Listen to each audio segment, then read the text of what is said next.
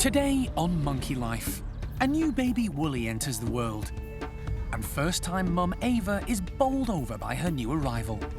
She seems to be really happy with the baby, completely in love with it, and just happy spending some time with her little bundle of joy. Renovation work at the Pavilion is nearing completion, and the chimps get to try out their new route to the outside. With varying results. Life's become very dull for this group, and it needs a bit of livening up. And sadness at the passing of one of the park's most iconic characters.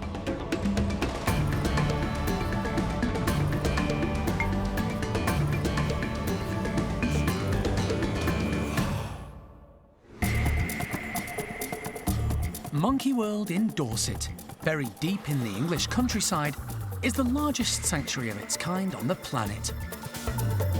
The team, led by Dr. Alison Cronin, rescue and rehabilitate abused and unwanted primates from all over the world.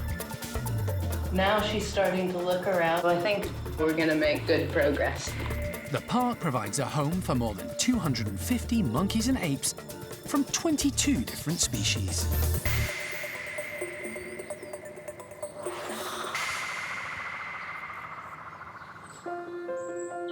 It's been an eventful night at Lavar's group of woolly monkeys. Staff arrived early to discover that overnight, 6-year-old Ava had given birth, and it seems she's already smitten with her new arrival. She seems to be completely in love with it, very protective already, which is great, which is what you'd hope with a first-time mum, or with any mum. So she's just taking herself away. She is letting the others come near her, but if they're getting a bit too much, or if she's been having a sleep and they've snuck up on her, she has given them a bit of a warning shout, but other than that, she's been really calm and just happy spending some time with her little bundle of joy. The birth was caught on one of the bedroom's CCTV cameras during the night. A close look shows the rest of the group were awake and curious as the newborn entered the world. It's yet to be determined if it's a boy or a girl. And so far, things are going smoothly. For such a young first-time mum, Ava seems to be coping well. But of course, she's had a perfect role model in her own mum, Urema, who has successfully raised 5 children. And more recently, there's been the example set by her half-sister Zingu. Ava's been able to watch and learn as she's mothered her little one, Layla. I'm so happy that Ava's actually carrying this baby. It's always a worry when you know they're pregnant, particularly with the woolly monkeys, any stress that they come into contact with. But seeing how naturally it seems to be coming to her, we are hopeful that it'll carry on being great. As they do with all new mums, the team are keeping a close eye on Ava and her baby. They want to make sure the baby is gripping on tightly, suckling, and urinating and defecating properly. It does all seem to be quite natural for her. She has cleaned the baby up. She's keeping the baby nice and high on her chest. And when the baby is rooting around, she's not batting it away. She is making sure that the baby is comfortable and supporting the baby when she's walking around. So again, all very natural instincts and great to see in a first-time mum. And the staff aren't the only ones interested in the newborn. The rest of the group are inquisitive onlookers. Until there's a bit of fun to be had, of course. With 2 fully grown males in the group, Manny and older, more experienced dad, Lavar, the team can't be 100% sure who the father of the new baby is. They'll have to check dates and records of when they saw Ava being mated. For now, they're trying to keep the group's routine as normal as possible so as not to unsettle Ava and the baby. The woolies have been given access to the outside tunnel, but because it's only been a few hours, the team have prevented the new mum reaching the outdoor enclosure. While Ava is in the tunnel, the staff can observe her closely, and they're looking out for something in particular. I haven't 100% seen suckling yet. She sits in quite a funny way and wraps her tail around her, so I'm just being overly cautious, really, that the baby can get a route to the nipple. As it's the first 24 hours, it can be critical, but I just like to get a 100% look and make sure that it's all going well. Hopefully, the team will soon see the baby feeding. But until then, Claire and the rest of the team will be watching closely for any signs of distress from the youngster, and keeping everything crossed that Ava turns out to be a natural mum just like her own. For the past few months, a major building project has been going on at the park. Paddy's Pavilion has been undergoing a substantial refurbishment. It's one of the oldest buildings at the park, and having housed a host of rowdy chimps over the years, it's in need of renovation. Paddy's group has changed. It's no longer Paddy's group. Things are evolving, and we have to evolve with the chimps. And it was time to take the initiative and actually refurbish the back bedrooms because it still had the original roof. So the roof's being replaced. Bedrooms have been expanded a bit and refurbished, and a brand new, I suppose we called the original one the Tunnel of Fun. So not only does it give the chimps in the end of the day more access around their whole facility, but for right now it means that we can manage them in and out of their enclosure and into the pavilion while the builders carry on the refurbishments in the back. But essential maintenance isn't the only reason for the building work. Alison has exciting plans. I'm hoping for the introduction of a new chimpanzee into this group as well. So this is the start of the beginning of our new transition here for what was Paddy's group, a new future for the group and for new individuals that might be joining them. Today, the established group of chimps are going to test drive the tunnel for the very first time. Right, you ready? Yeah. But how they'll react to something new, no one is quite sure.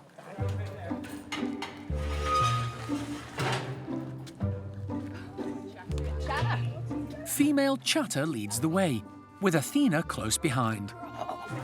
Kathy and Lola aren't so confident. They're a bit wary of the new tunnel. It's left to high-ranking male Buster to show them how it's done. Cindy finds this new walkway to the outside all a bit exciting. But not everyone is 100% convinced. While Chatter is happily collecting and eating her breakfast in the enclosure, Clin and Kathy are still to make the leap of faith. Some of these chimps have lived in the pavilions for almost 30 years, and not a lot has altered in that time. This group of chimpanzees is actually our oldest group. We've got a bunch of sort of geriatrics in here that we're having to now watch their health care, their future, how they're going to develop. And really, you know, for them, you can see a lot of the time they're sort of lounging around, picking their fingernails. Life's become very dull for this group, and it needs a bit of livening up. And that's the plan. Over the next few weeks, along with the changes in facilities, there's going to be a whole new dynamic for everyone involved. We're ready to start adding new faces to this group on into future. The chimp group needs to have some life breathed back into it now. So, you know, for all of the primate care staff, especially the newer members of the team, it's going to be a bit of a scary, daunting thing, but it's what we do here. It's what the park was originally designed for, to give a future and a life to those individuals who have had their families stolen from them. The first new chimp on Alison's radar is an adult female, Toprish. She was stolen from her family in the wild at a very young age and kept illegally as a pet before being abandoned at a zoo just outside Istanbul. She's in desperate need of companionship of her own kind. Alison has agreed to bring her back to Monkey World, where hopefully she'll join Paddy's group. The primate care team aren't underestimating the challenges she'll face. She's going to have to learn a lot of chimp politics to fit in.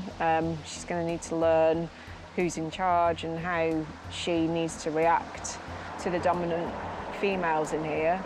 I think she will find it easier with the boys. The boys will probably accept a new female much quicker than the females will, but we'll see a lot of changes within the group when she arrives. Life for the chimps and their carers is about to get very interesting indeed.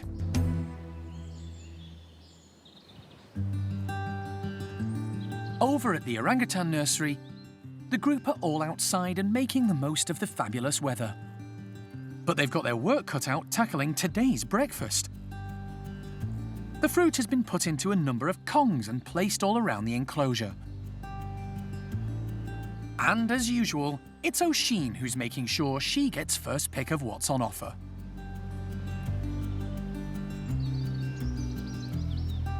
Life's very fun in the nursery at the moment. There's a lot of energy going on, and the little kids, Bulu, Mata, Rika, and Mimi, all their climbing skills and confidence has come on leaps and bounds over the last few months or so. So there's lots and lots of rustling going on. Mimi's also taken it upon herself to get quite a good little relationship going on with Jin at the moment, almost looks up to him like a big brother, and she's getting involved with some of the gentler rustling as well, but they're all getting on fantastic at the moment. There are 2 species of orangutans in the nursery. Oisin, Jin and Mimi are all Bornean orangutans, while Bulu, Rika and Sylvester are Sumatran. And the most obvious difference is their colour. You can see that the Sumatrans are just generally a lot lighter in coloration with the hair, particularly around the sideburns and the beard area.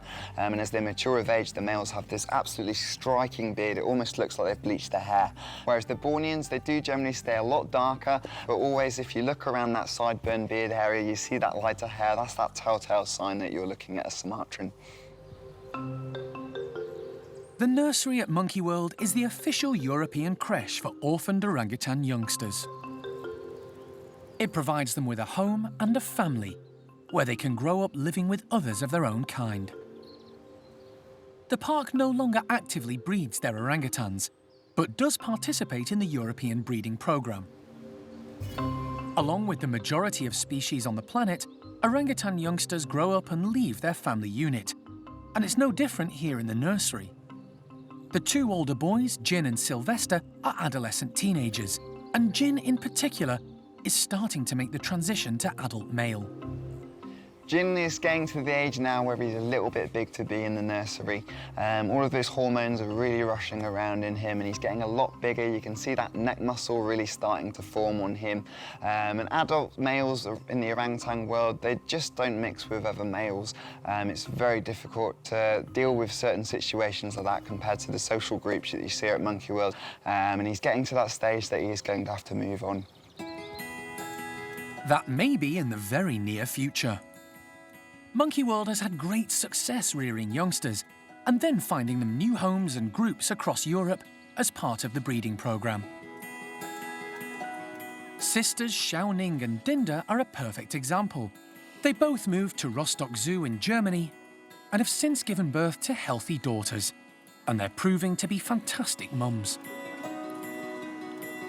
Even though they weren't taught that maternal instinct by their mothers originally, being around the other orangutans in the nursery creche obviously shows that the whole thing behind it is working.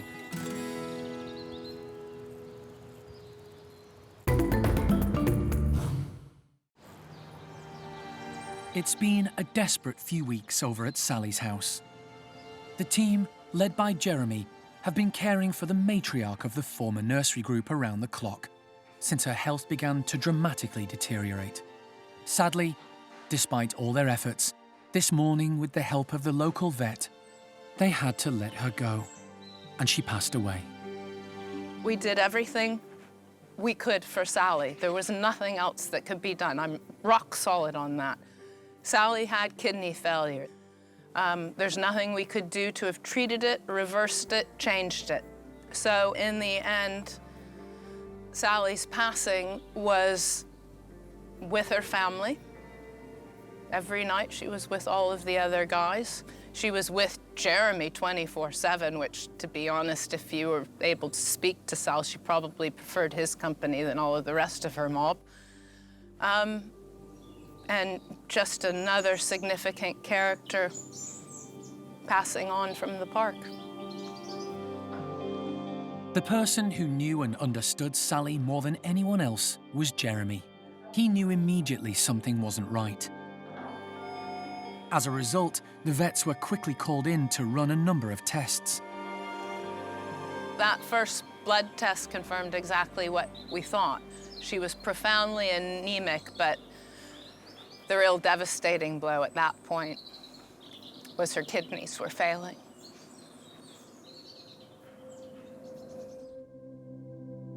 All the team could do was make Sally as comfortable as possible, and hope for a miracle they suspected would never come. Jeremy spent most of Sally's last days by her side. It's, tell you this, the, what 90% of our job is, it's the Florence Nightingale approach. And that's really, that's all we got. Look about that. Is that all right? Oops, sorry, don't want that. Is that better than probiotics, or worse, or somewhere in between, huh? I've got to the point now, if she wants it, she can have it. I don't care what it is.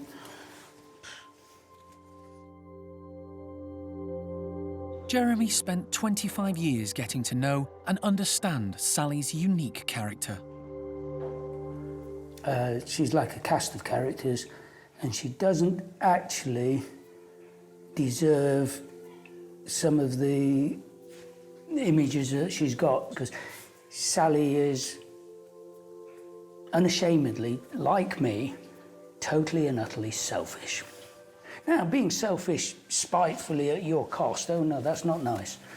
But looking after number one, there's nothing wrong with that, thank you very much. There's a survival and a general life plan.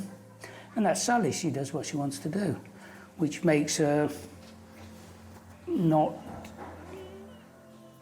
potentially not acceptable socially, which is why she does struggle with other people of her own age group. You know, so, you know, she's not got a lot to give. She doesn't meet in the middle. Sally arrived at Monkey World in 1993. She was thought to be 4 to 5 years old.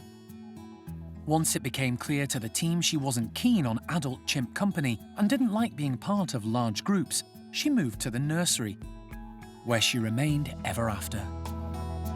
What's that? Hey, we've got here. Never mind me, you're supposed to say hello to Seamus. See, he said hello to you. Hello. It was here that she found her forte and became the backbone of the group. You're a horrible monkey. Oh, I like you, Sally. I always like you. In those early days, a large number of young chimps were rescued from Spanish beaches, where they were used as photographers' props, as well as from the pet trade and laboratories. Almost all ended up in Sally's care at one stage or another. I think Sally played a really important role in those individuals that joined her group. She was the one that they would typically meet first, and obviously Sally worked out that was quite good from a selfish point of view, because it often involved some Jeremy time and some treats. But she was a good starting point, you know, and a way that you could introduce those youngsters to a bigger chimp.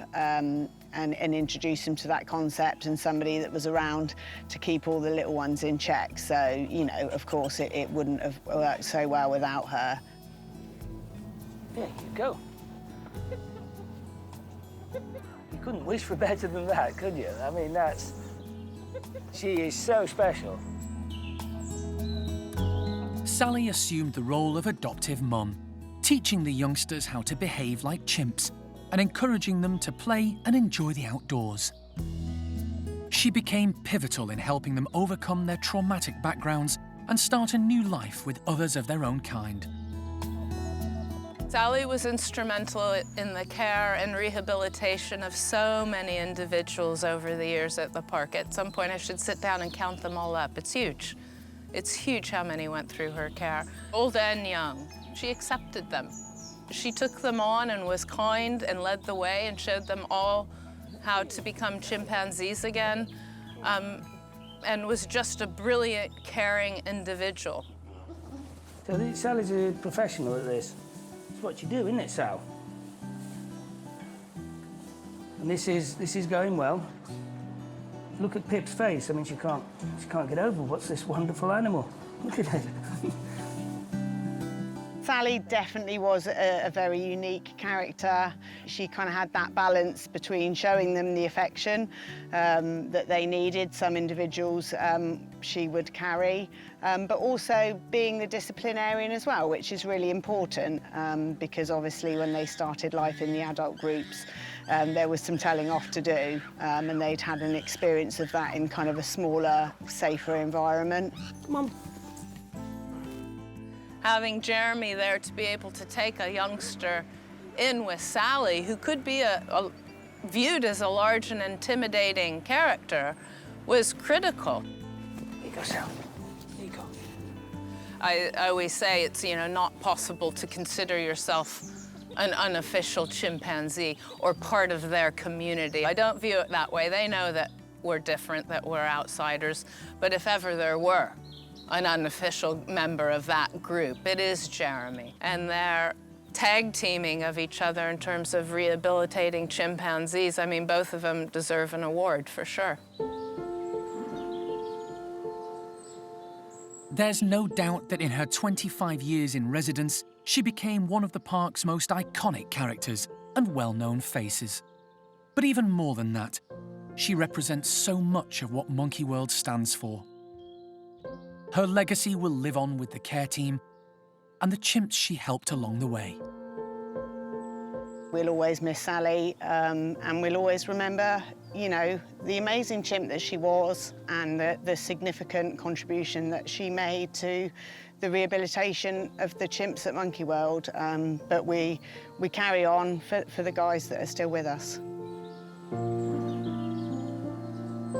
She was one of those characters that, you know, symbolized everything we do here at the park, which is to try and give those chimpanzees that are confiscated, that are stolen from the wild, try and give them some form of natural life back again. And Sally was a key player in our primate care staff. So yeah, she's gonna be missed by both the chimps and all of the people here at the park. You've got your work cut out there, Sal. Bandit at 2 o'clock. You know how you get a song going on in your mind? I've got 25 years living next door to Sally on my mind all the time.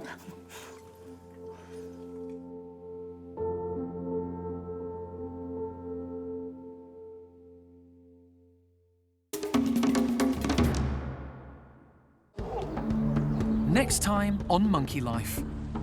Alison and vet John are in Turkey to collect a young chimp previously stolen from the wild and kept as a pet. I know. This is a big leap of faith. I know. Yeah, good girl. Plus, back at the park, it's sweet treat time for the Stumpies.